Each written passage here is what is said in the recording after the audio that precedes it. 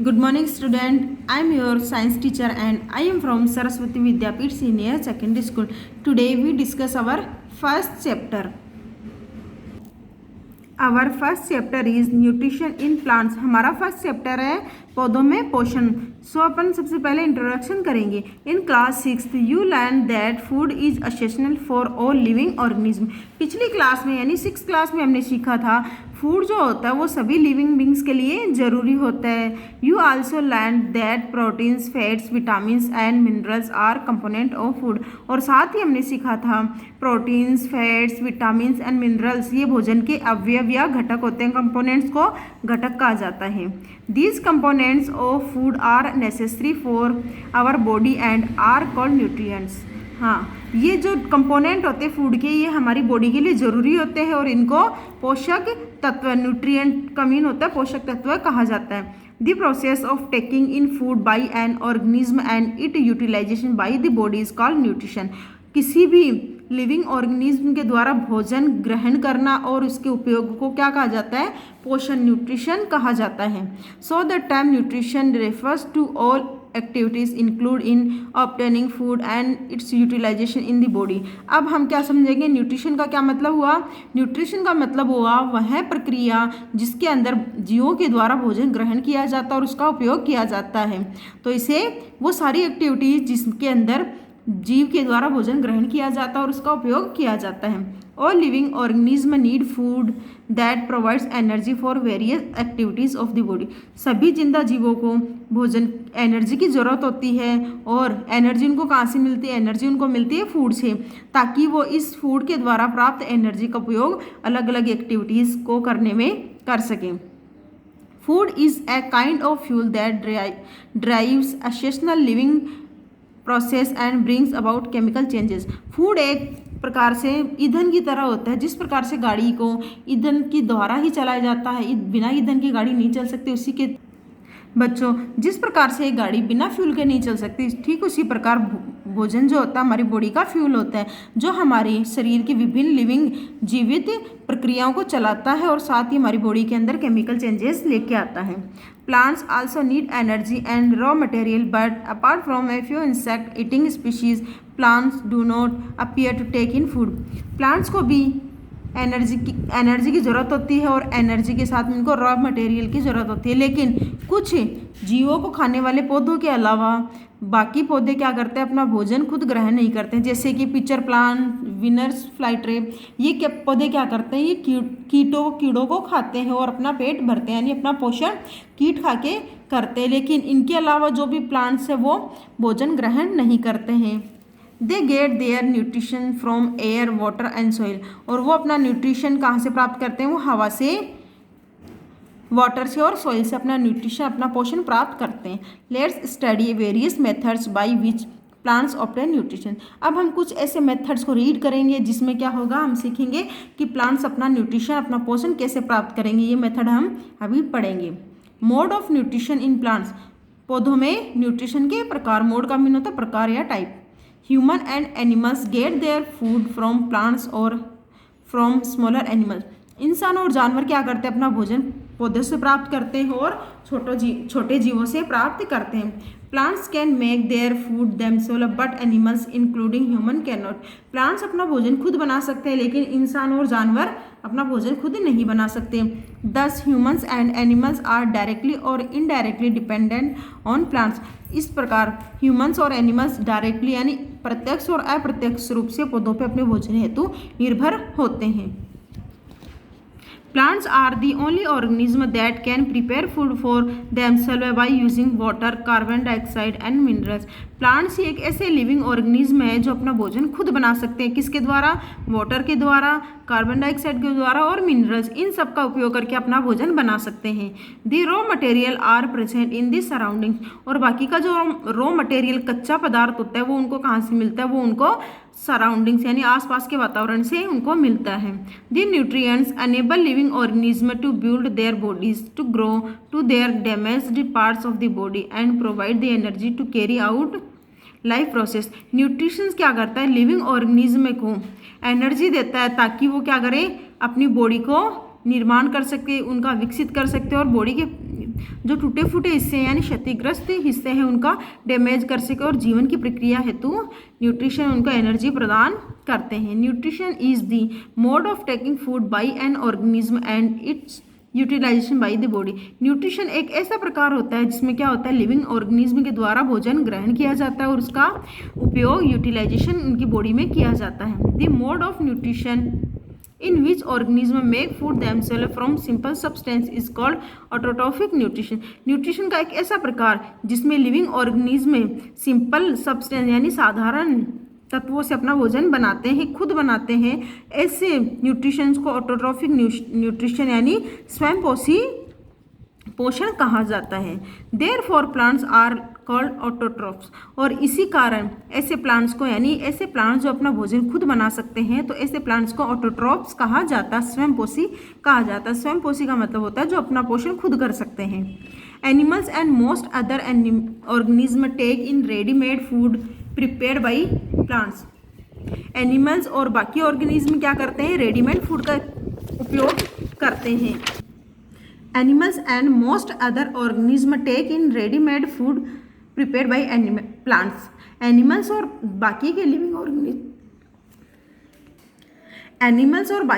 Organism क्या करते हैं, वो रेडीमेड फूड का उपयोग करते हैं जो कि इसके द्वारा बनाया जाता है, जो प्लांट्स के द्वारा बनाया जाता है उस रेडीमेड फूड का उपयोग एनिमल्स और बाकी ऑर्गेनिज्म करते हैं।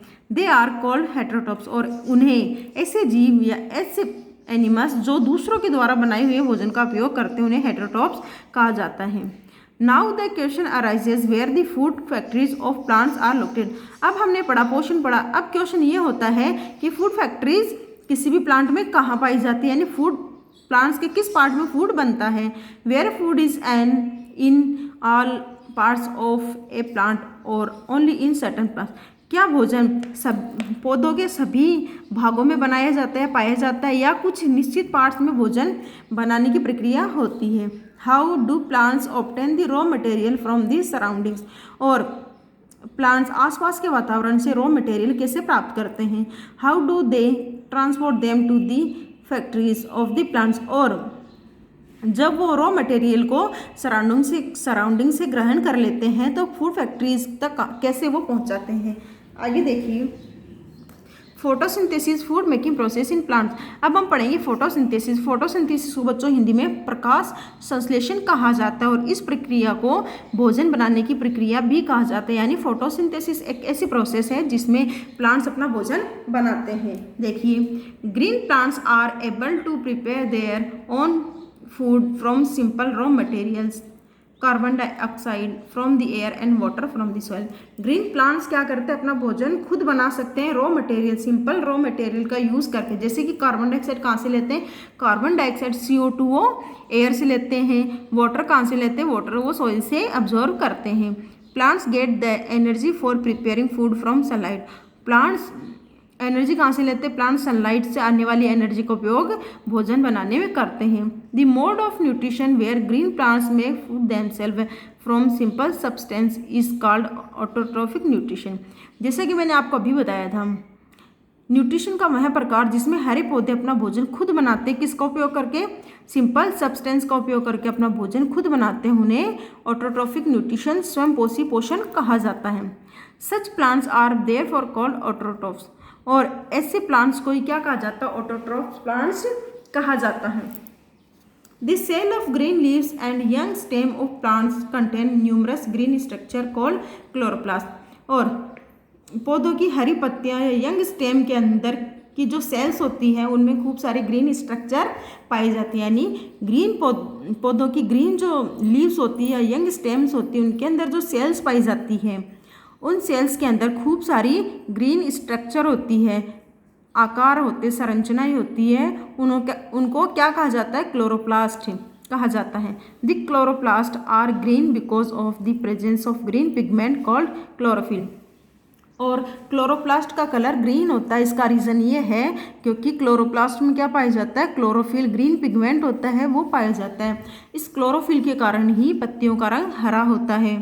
It is chlorophyll that traps energy from sunlight, और ये क्लोरोफिल ही होता है ये कहाँ पाए जाते हैं? ग्रीन लीव्स में पाया जाता है और ये ग्रीन पिगमेंट होता है, हरा रंग होता है। और क्लोरोफिल ही होता है जो सनलाइट को अपनी एनर्जी में कैच, सनलाइट से आने वाली एनर्जी या सनलाइट को एज ए एनर्जी कन्वर्ट करता है या कैच करता है। Leaves take in carbon dioxide from the air through tiny pores called stomata. और अब हमने सीखा कि सनलाइट से आने वाली एनर्जी को कौन कैच करता है? उसको क्लोरोफिल कैच करता है। और आसपास के वातावरण की जो कार्बन डाइऑक्साइड गैस होती है उसका उपयोग कौन करता है? उसको जो पत्तियों की जो छोटे छोटे छेद होते हैं, यानी पत्तियों के ऊपर जो बारीक बारीक टीनी पोर्स का मीन होता है छोटे छोटे छेद, जिनको साइंस की भाषा में हम रंध्र कहते हैं। ये इन्हें रंध्रों को क्या कहा जाता है? स्टोमेटा कहा जाता है। ये स्टोमेटा वातावरण की कार्बन डाइऑक्साइड का उपयोग करता है या उनको कैच करता है। These pores are located on the under side of the leaves. और ये पोर्स कहाँ पाए जाते हैं? स्टोमेटा पत्तियों के नीचे की तरफ पाए जाते हैं। This stomata are surrounded by guard cells. और स्टोमेटा चारों तरफ से गार्ड सेल्स के द्वारा घिरा होता है। The guard cells control opening और closing of stomata. Guard cell क्या करता है? स्टोमेटा के खुलने और बंद होने को नियंत्रित करता है। The water is absorb from the soil by the root hairs present in roots. और वाटर जो होता है जो कि सोइल में प्रेजेंट होता है वो रूट्स के द्वारा अब्जॉर्ब का मीन होता है अवशोषित कर लिया जाता है, सोख लिया जाता है। The water and minerals absorb by the plants are transported to leaves through xylem vessels that are like pipes. और जो वाटर और मिनरल्स रूट्स के द्वारा अब्जॉर्ब कर लिया जाता है वो पत्तियों तक जाइलम वेसल्स के द्वारा पहुंचाया जाता है। यानी कि रूट्स के द्वारा जो प्लांट्स के द्वारा रूट। तो देखिए बच्चों, the water and minerals absorb by the plants are transported to leaves through xylem vessels that are like pipes. और वाटर और मिनरल्स जो प्लांट्स के द्वारा उनकी रूट्स के द्वारा अब्जॉर्ब कर लिया जाता है वो लीव्स तक जाइलम वेसल्स के द्वारा पहुंचाया जाता है। और ये जाइलम वेसल्स का आकार पाइप्स के जैसे होता है। This pipes run through the root, stem, branches and leaves. और ये पाइप्स कहाँ कहाँ होती है? ये पाइप रूट्स पे, स्टेम्स और ब्रांचेज और लीव्स में होती है। You will read about this xylem in higher classes. और जाइलम के बारे में आप हायर क्लासेस में, ऊपर की क्लासों में पढ़ेंगे। Using the energy from the sun a chemical reaction takes place in green parts of the plant in which carbon dioxide and water are converted into food in the form of glucose. और sun से आने वाली energy का उपयोग करके chemical reaction होती है, रासायनिक प्रक्रिया होती है किसमें? पौधों के ग्रीन हिस्सों में, जिसमें क्या होता है?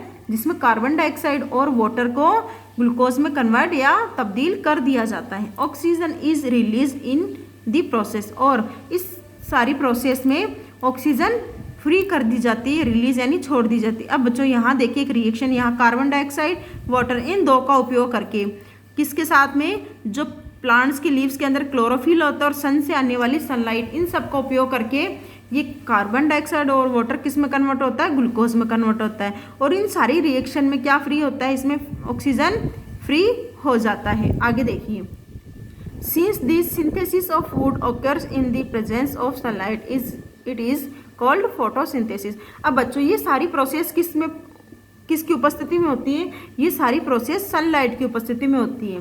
यानी सन से आने वाली एनर्जी की प्रेजेंस में ये सारी केमिकल रिएक्शन होती है। यानी फोटोसिंथेसिस की जो प्रोसेस होती है वो सनलाइट की प्रेजेंस में होती है, इसलिए इनको फोटोसिंथेसिस कहा जाता है। अब फोटो का मीन देखिए, फोटो का मीन होता है लाइट, सिंथेसिस का मीन होता है combination of components. Combination of component का मीन होता है अलग अलग अवयवों का एक साथ में संयोजन। अब देखिए, दस photosynthesis combines the non living component of the environment. अब इस प्रकार से हमने क्या सीखा? हमने सीखा फोटोसिंथेसिस एक ऐसी प्रोसेस होती है जिसके अंदर प्लांट्स के द्वारा भोजन तो बनाया जाता है, साथ ही वातावरण के नॉन लिविंग कंपोनेंट्स को भी क्या करता है? फोटोसिंथेसिस जोड़ देता है। Water and carbon dioxide in the presence of sunlight to form food. और वाटर और कार्बन डाइऑक्साइड क्या करता है? सनलाइट की प्रेजेंस में भोजन का निर्माण करते हैं। The food synthesized by the green leaves is transported to the other parts of the plant by the stem. और जो भोजन संश्लेषित किया जाता है, यानी जो भोजन बनाया जाता है वो ग्रीन लीव्स में होता है, वो क्या करता है? बाकी पार्ट्स के द्वारा यानी स्टेम के द्वारा बाकी पार्ट्स तक पहुंचा दिया जाता है। In most plants glucose is converted into starch and stored in leaves, stem, roots etc. और ज़्यादातर भोजन जो ग्लूकोज में कन्वर्ट हो जाता है वो स्टार्च के रूप में स्टोर होता है, संग्रहित होता है। और ये कहाँ संग्रहित होता है, स्टोर होता है लीव्स में, स्टेम और रूट्स में स्टोर होता है। आगे देखिए, the food that plants make is used not only by themselves but also by the entire living world. और जो भोजन प्लांट्स के द्वारा बनाया जाता है वो खाली प्लांट्स के द्वारा ही ग्रहण नहीं किया जाता, उनके द्वारा ही उपयोग नहीं किया जाता, वो संपूर्ण लिविंग वर्ल्ड यानी संपूर्ण जीवित संसार के लिए उपयोग हेतु होता है। Besides, as you already know, photosynthesis helps us to maintain the balance between oxygen and carbon dioxide level in the atmosphere।